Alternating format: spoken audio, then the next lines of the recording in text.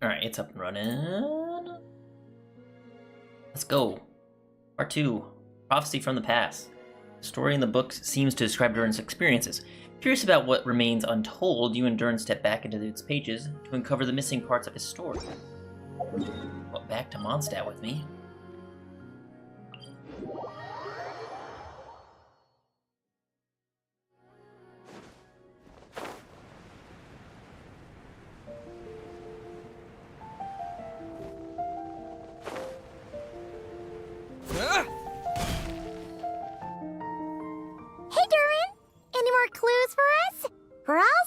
The next chapter. Let's do this.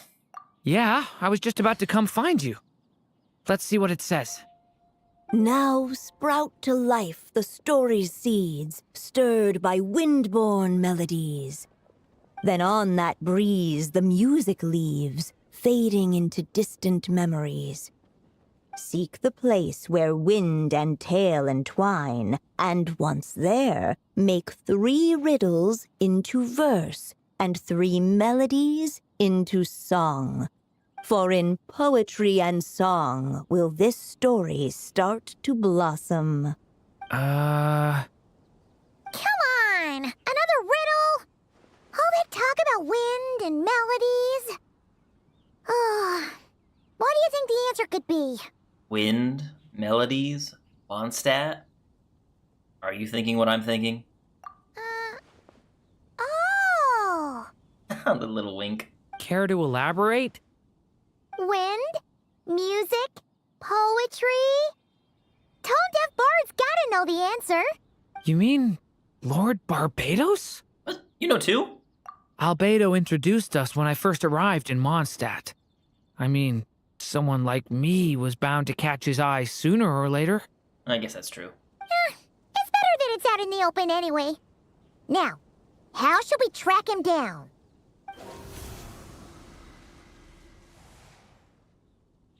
I'm pretty sure he's already caught wind of what's going on here. Why don't we just see where the wind takes us? Right. He definitely makes it easy to forget he's a real god sometimes.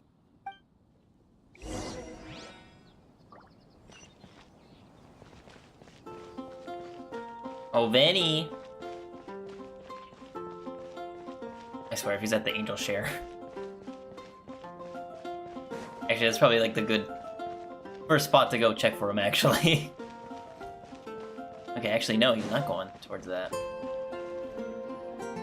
Traveler, Paimon! What a sight for sore eyes!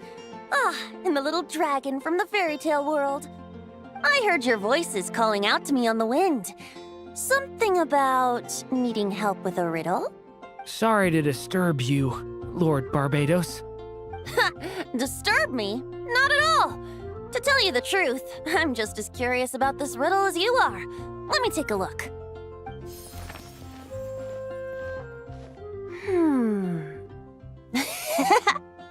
What is it?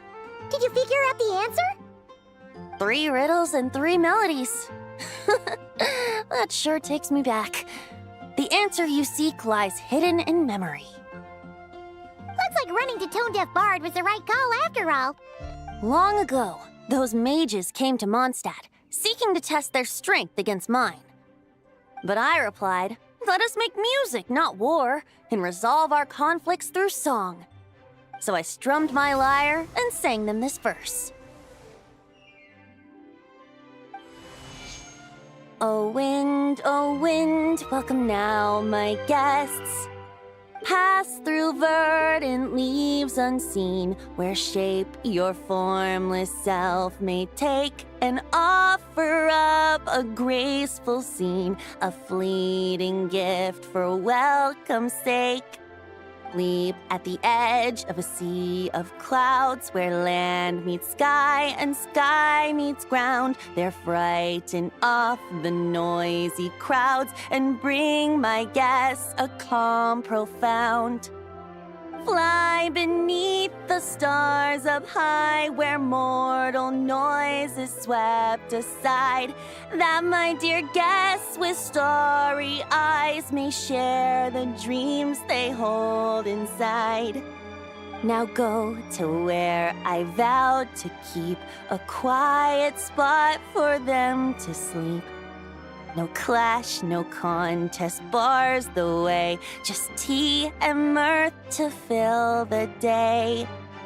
There you have it, the 3 melodies.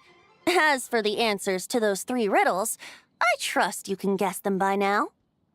The woods, the edge of a cliff, and the sky? Correct!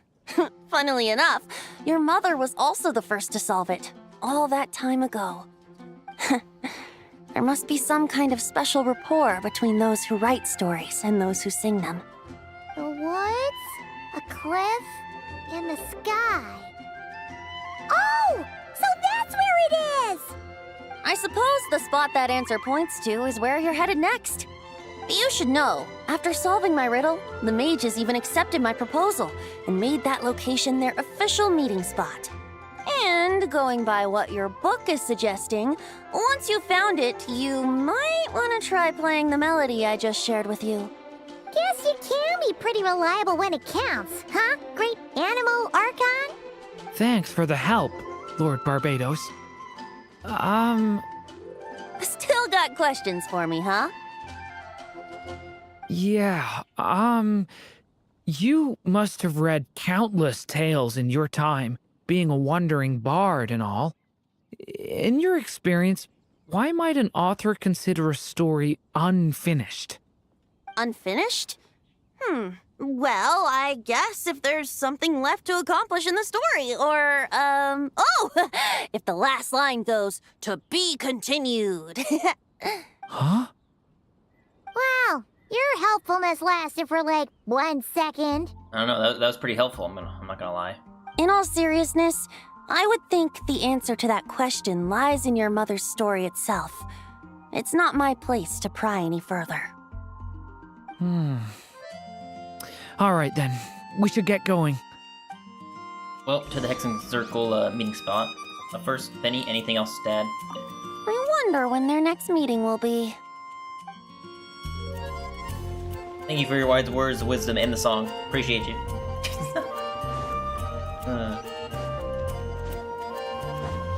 Alright, to the meeting spot. This way. Now granted, I could just teleport there, but like, where's the fun in that? Especially experiencing this little island for the first time.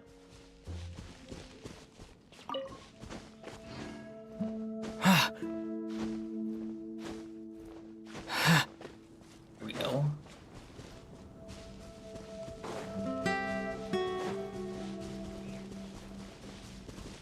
I really do feel bad for anyone who like missed out on this Windbloom event back in what 2023 was, where Scarlet was also trying to find the island.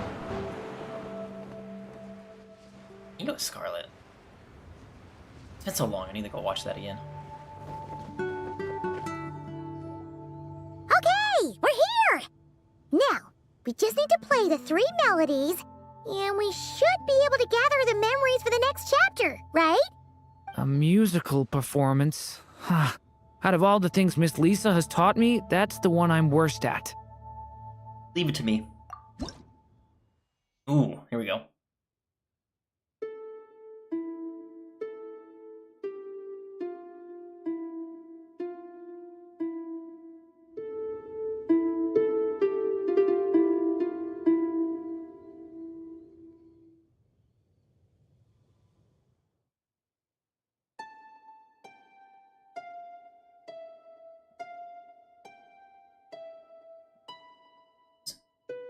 Oh, I messed up.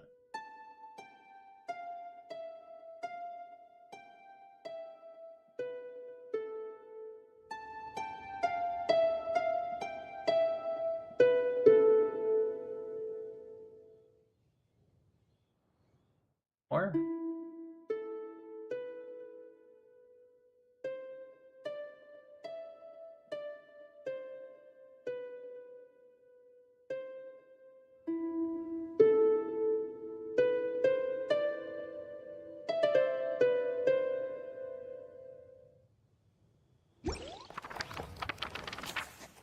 poetry and song will this story start to blossom? A prophecy. Even a war that shook the world could not halt the witches' gatherings. Yet even so, with the passing of time, 3 of their teacups no longer came to be set. The witches did not linger long in sorrow, for the Story Witch had brought glad tidings of her own. Born was her dragon child, safe and sound. Her fellow witches offered up their blessings, eagerly debating how to celebrate the child's birth.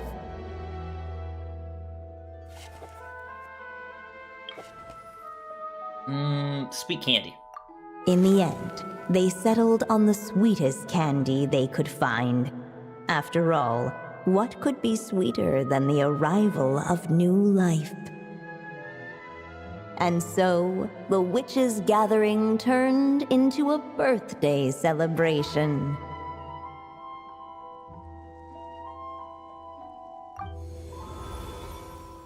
So, we're back in the story world, huh? As if from nowhere, new guests appeared at the witches' table. Perhaps they too had come to celebrate the dragon child's birthday. Ooh, this is the soundtrack from Simulanka. Yet while everyone else was busy thinking about what kind of gift to offer, these 3 seemed to have come empty-handed. Hardly the recipe for a warm welcome to a birthday party, now is it? A gift? Hey, what's this all about? We only just found out this was a party. While the guests voiced their complaints and grievances, perhaps they should have been wondering what kind of gift to give instead. So, we need to bring a gift to advance the story? But where are we supposed to get something like that? Perhaps it would be a good idea to have a look around. Why didn't you just say so? Present for Mini Durin.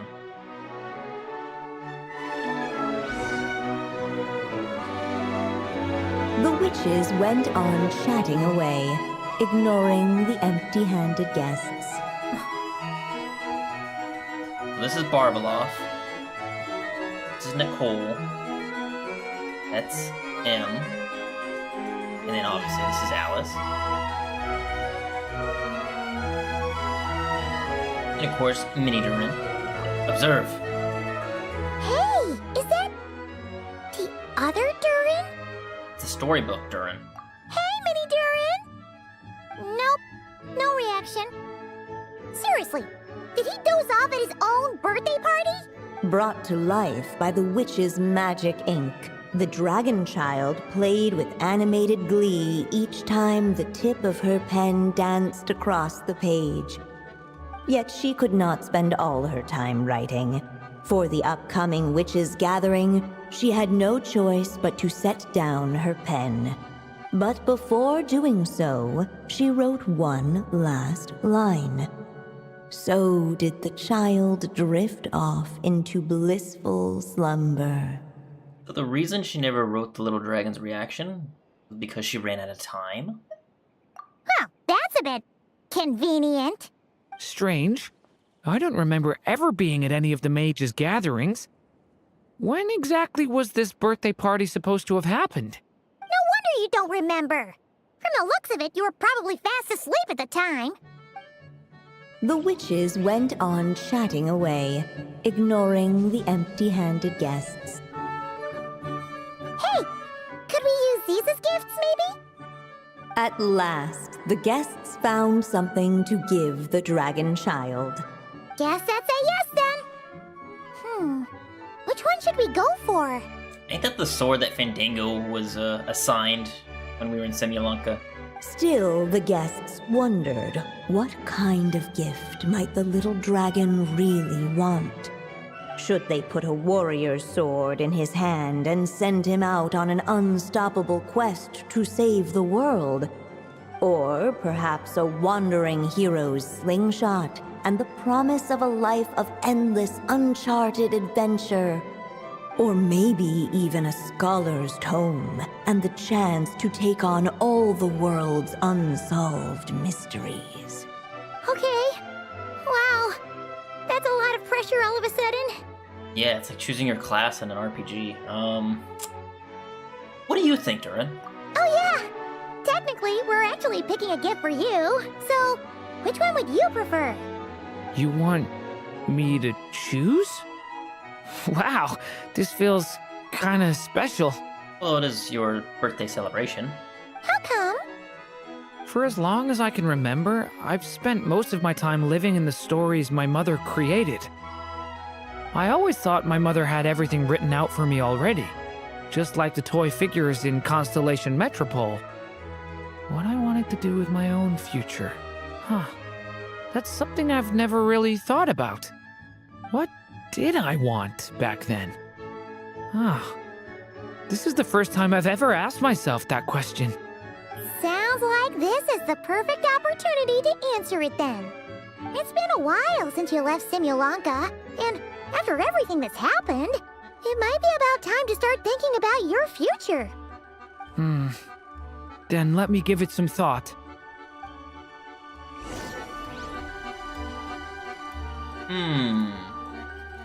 Choose a gift for the dragon. -2 ink.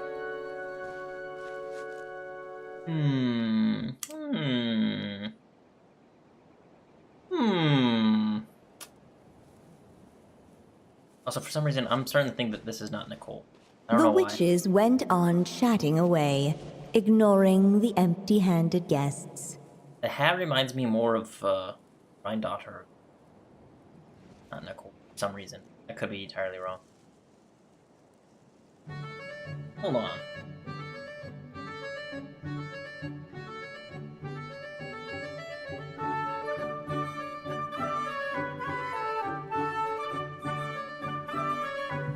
Yeah, that's not Nicole. This is my daughter. Oops.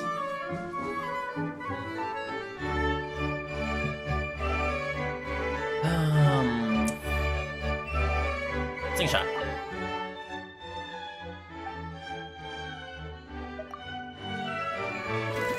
What about the sword?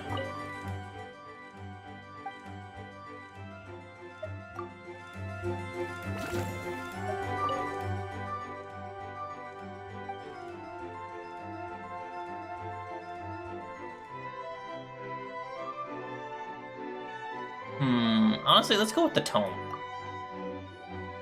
In the end, the guests settled on the Scholar's Tome. So you're the scholarly type, huh? I just feel like I should learn more about the way the world works. What makes you say that? I'll give you an example. Did you know that in Mondstadt, using fire to catch fish is a punishable offense? I'm guessing Klee took you fish blasting? I thought she was just teaching me regular hunting techniques. It was only after Master Jean caught me and sent me to solitary confinement that I realized I'd misread the situation. So much of what's considered common knowledge in your world just wasn't in Simulanka. So I have to learn, or I'll keep causing trouble for everyone else.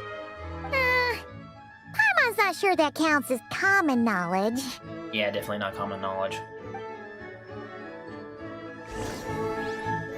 Oh, there goes 2 ink. Alright. They should let us in now that we've got a gift, right? Hello there. Brought a gift this time? The newly arrived guest presented his gift, wishing the little dragon a future as a wise and accomplished scholar. Accepting the guest's blessing, the story witch invited him and his friends to take their place around the table. Finally, she could introduce them all to her dragon child, telling all in attendance about the moment of his hatching, and of course, the name he'd been given. It was then that the seer witch, diviner of the stars, withdrew her gaze from the heavens and turned a sorrowful glance upon the little dragon. You gave him the same name as that evil dragon? That's right. But the life I intend for him shall be very different. What folly to love so blindly. For as you must know, a name is the mirror of destiny itself. He who bears an evil dragon's name must also inherit the fate of its previous owner. His fate has been foretold. Then I'll rewrite it. The witches at the table fell silent, for they knew the seer witch's words had never once proven wrong. Yet, just as clearly, they recognized the story witch's resolve, for there is scarce a force in this world more fearsome than a mother's love. At last, the merry witch stepped forward, dispelling the uneasy silence. So be it. Then we'll all lend a hand. Together, we shall rewrite this child's fate. You mean to defy one of the fundamental rules of this world? I refuse to be shackled by such rules. Besides, this is a witches' gathering, is it not? What could be more fitting a subject for this occasion than to defy them?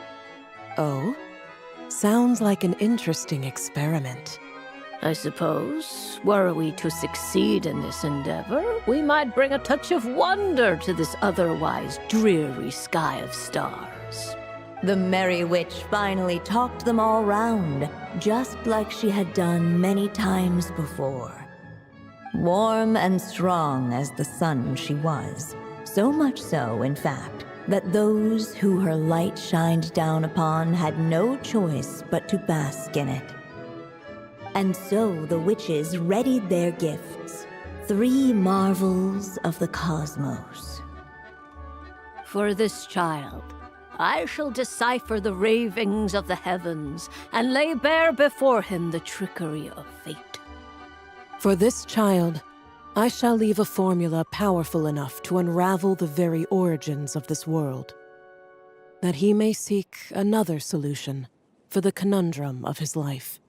For this child, I shall call upon wondrous magic to make possible his impossible wish.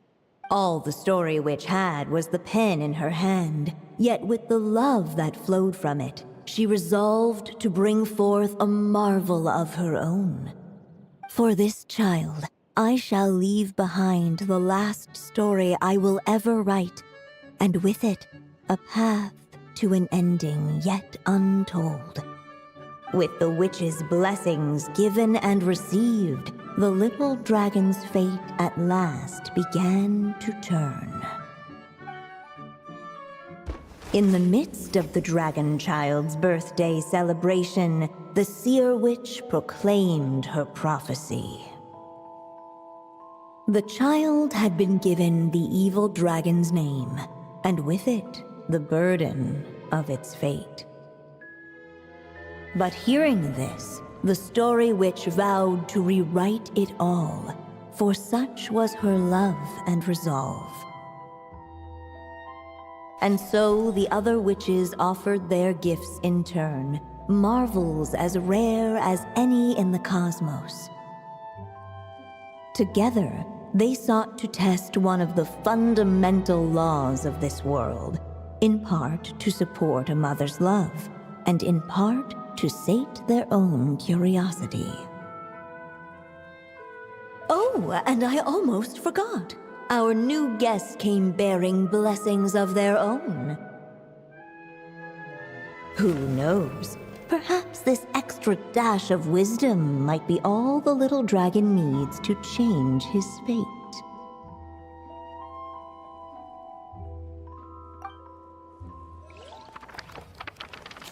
Witches rated their gifts 3 marvels of the cosmos.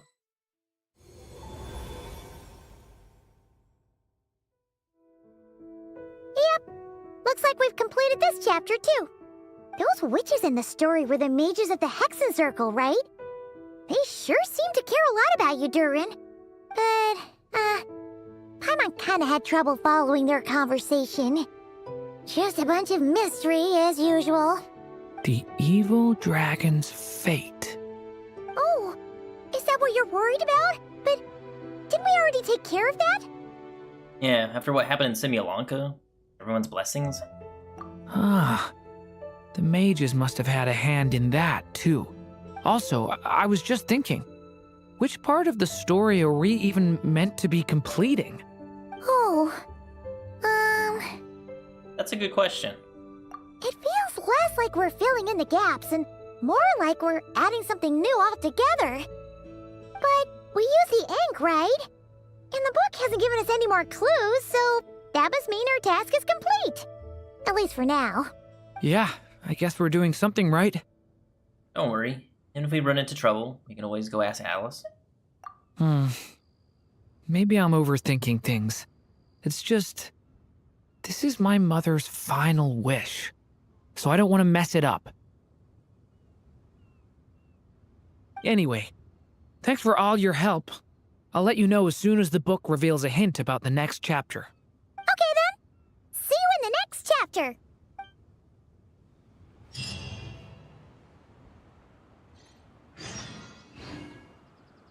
Locks in 20 hours. Dang.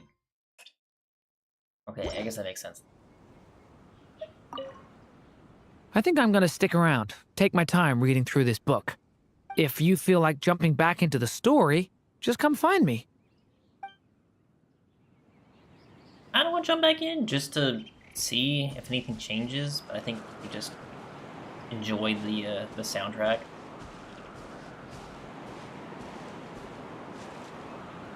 Dang, it's actually crazy seeing the Dormant Port expansion all the way out there and just seeing like the cliff just rise up, drop, instantly. Oh my goodness, I love this game. Just being able to see all these landmarks as the game progresses. I said this before, but seeing it slowly progress, like you can see Fontaine's, Perle, Mnemonia. Can't tell what that is over there. I want to say that's Nodcry?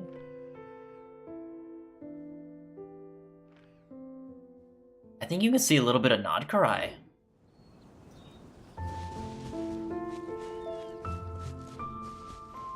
I don't know. It's always so interesting. Yeah, I kind of do want to jump back in the book real quick.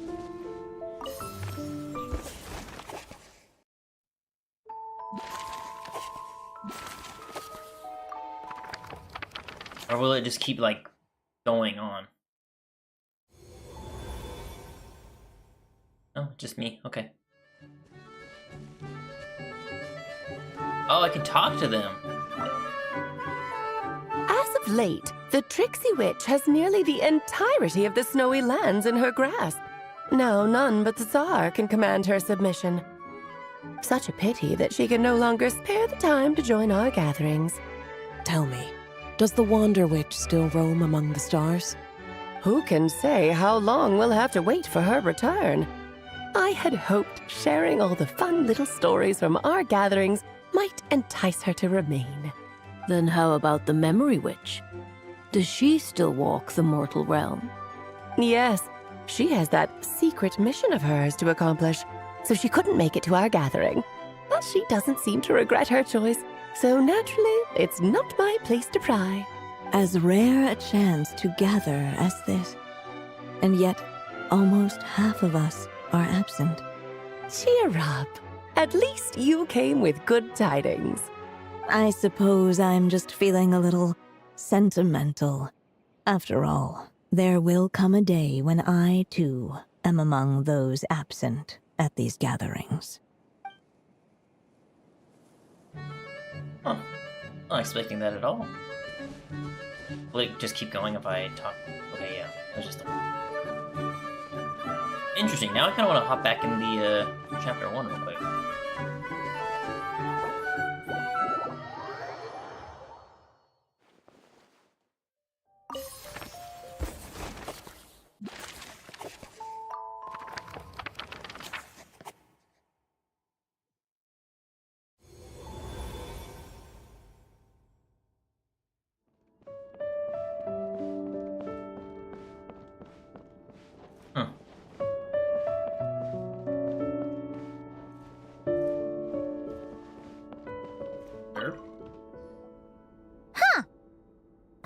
don't remember seeing this many manuscripts last time we were here. She must have published these ones later. So, she wrote this many books even after Durin was born? Let's see. Weird. Is it just that Paimon hasn't read enough, or were none of these ever actually published? Wonder which story these are for. Beats me. Maybe it's the one we haven't read yet. Well, looks like a lot of work went into it, so it must be a pretty great one.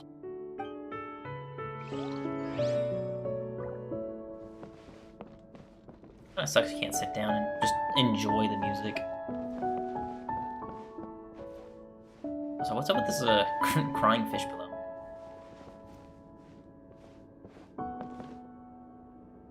M is definitely the one who made the theater.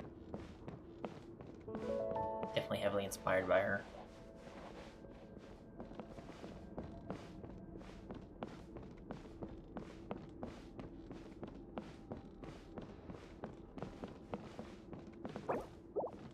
Interesting. Cool, so the next one won't open till 20 hours from now, which I'll continue later. But later today, I definitely want to start this and probably knock it out today. Flowers Awaken. Going back to Not Cry, go talk to Catherine. So I'll do that later. I need to go get something to eat real quick, and then hop right into it. I will see y'all later.